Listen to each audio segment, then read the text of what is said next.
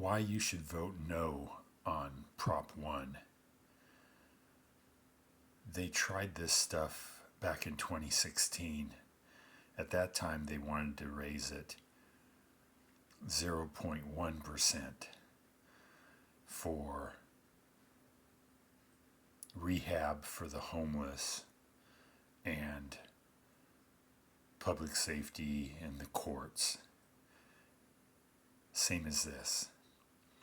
But what they didn't tell you is the drug task force was stopping only 7% of the heroin coming into the county at that time. And if we took 100 homeless people and put them through rehab, only 20 of them would be successful. And sometimes those 20, some of them would have to go through rehab as many as 12 times before it stuck. So the drug task force was a failure and the rehab program was a failure. And I haven't seen any evidence that that has changed now. In fact, I talked to two of the neighborhood officers that were out in my area trying to do outreach with the social workers.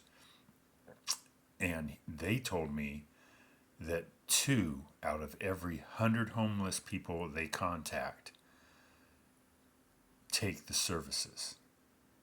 Just like back in 2016, they put 100 people through rehab and only 20 of them were successful. Now, if you have 100 homeless people offered services, only 2 take it. So how long does it, what is that? 1,000 homeless people you'd have to contact before you'd find 100 that would want to go in for rehab? So there's something wrong with our system. It's broken as far as the drug task force. And that's easy to fix. They just need to communicate more where the drug houses are. I know I have a drug house in my neighborhood, and it's been here since I moved in 2012, and it's still here. And at one point, it was funded by Snohomish County tax dollars through the HEN program. But I went down and complained to the county council, and they got defunded. But then they had to rent the rooms out to people, and drug dealers moved in. So the biggest problem with our law enforcement, judges, and rehab center is they don't communicate. They don't tell you the truth. And we're not going to get anywhere until they start telling the truth. And it's really easy to tell the truth.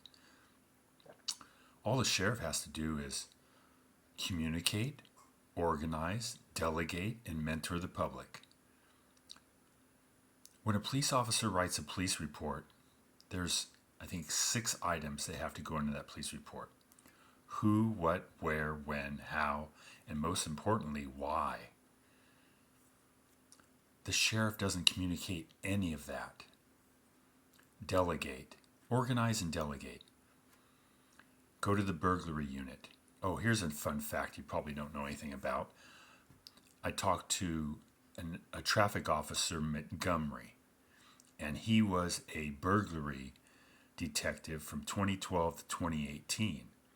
And he told me that 100% of the burglaries are committed by drug addicts. 100% of the burglaries are committed by drug addicts. So why doesn't the female sheriff tell us about the burglaries and then tell us about the robberies? I mean, these things are important to my family because I don't want to my wife to be a victim of robbery the way my mother was. So go to the departments, burglary, homicide, traffic, and have them put together a weekly or monthly video report to us. Just the same way that San Ramon, California does it. Go check out San Ramon, California. Their police chief, I believe it's every week, does a video telling them about the crime that's going on in the city and how they can keep themselves safe. So the sheriff needs to organize and delegate people to do this. I mean, hell, you could probably get explorers to do the video part and help organize the data if the deputies and the sergeants are too busy or lazy to do it. So then the final part is mentoring the public. You have to get out and teach the public about this stuff. And I pitched this idea to her, and she told me that it would scare people. Last I checked, this is America, home of the brave, not the home of the pussies. If some people are scared, well, there's other people that'll help you get over that. You have to be afraid before you can be brave. That's all I'm saying. I think a lot more, if these things were followed, communicate, organize, delegate, and mentor the public about the crime that's going on, I think we could drive our crime even further down, maybe close to zero. But I'm not voting for this. Not now, not ever, until better communication with the public and teaching them about the crime that's going on in the community. I mean, the Citizens Academy is a joke. We should have Citizen Academy, communicate, organize, delegate, and mentor the public every day, every week. Repetitive. These are the burglaries. This is how they're doing it. This is what you need to look out for. This is what typical behavior goes on around a drug house. Call us and let us know if this behavior is going around. Here, let's map it out and show you where they are. Let's show you how many burglaries we had and how many we caught, and then what the penalties were.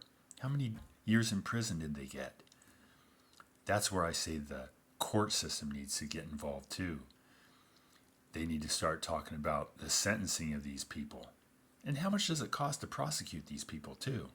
So if we can nip it in the bud and get these people not to commit crime, then we're going to save a lot of money in the county. So hey, these are just my opinions based on 14 years in law enforcement in San Francisco and Oakland, California. I've been in riots, I've been in shootouts, I've killed people, I've arrested people, chased drug dealers through the housing projects. I have experience. So I'm just saying, this thing here, I haven't heard how this Prop 1 is going to make things better. That's all. And this is the same stuff they pulled in 2016. So I'm voting no. If anybody disagrees with me, feel free to leave a comment. Maybe I'll learn something.